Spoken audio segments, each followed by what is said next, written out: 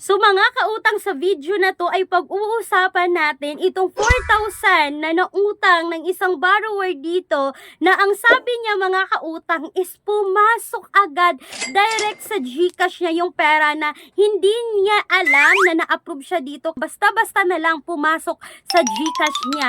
So mga kautang, isi-share ko ngayon sa inyo yung interest rate or kung buo niya bang na-receive yung 4,000 dito at kailan siya babayaran. So mga kautang, hindi na natin masyadong papahabain pa. Baka mabash naman ako na ang haba-haba raw ng intro ko. So ito na nga mga kautang, no.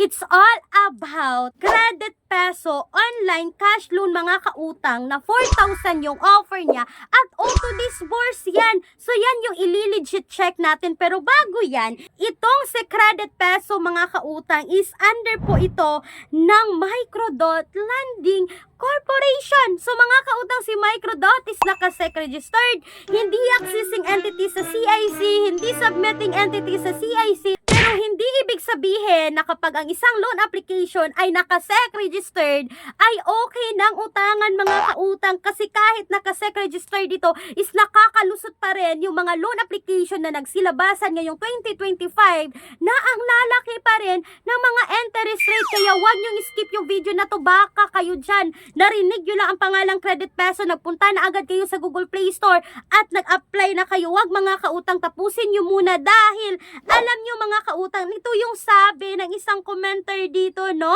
na sa 4,000 na offer niya dito mga kautang, alam nyo yung na-receive niya dito is 2,280.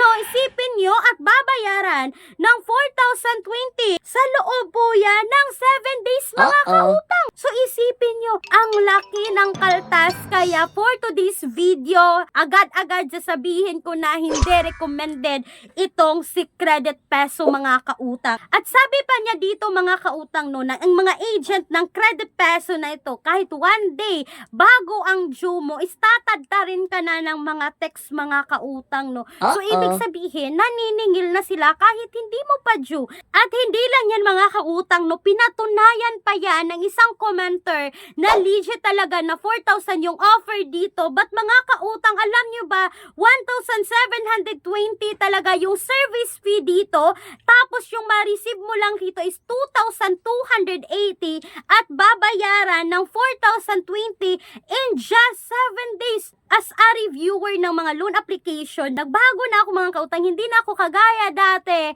na sinusubukan ko talaga yung loan application para may ma-review sa inyo. Tapos hindi nyo naman tinatapos yung video. Kaya useless mga kautang, ako lang yung nalulubog sa utang. So ngayon, as a reviewer ng loan application ngayong 2025, hindi ko po sinubukan itong si credit peso kasi nakita ko na yung buong details. Bakit ko pa siya susubukan o bakit pa natin siya susubukan mga kautang kung nakita at nabasa na natin yung buong detalye.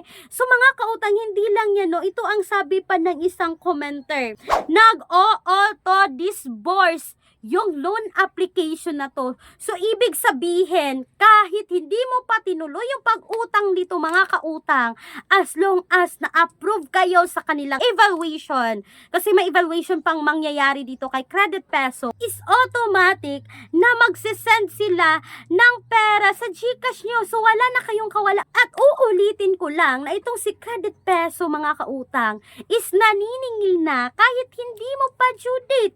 So mga kautang, for today's video, for today's quick video na to, huwag yung subukan itong si credit peso, no, na cash loan na under ng Microdot pa rin, kasi hindi siya recommended mga kautang. Kahit po may record na itong si Microdot mga kautang, still ay nag-ooperate pa rin sila mga kautang. So wala talaga tayong kawala sa mga loan application na ganito. So tayo na lang ang iiwas mga kautang. Pero kung naghahanap talaga kayo ng mauutangan na kailangan nyo talaga, may mga alternatives naman tayo, no, na nasa description box or sa pinned comment section na video na to, na may 0% interest sa unang hiram.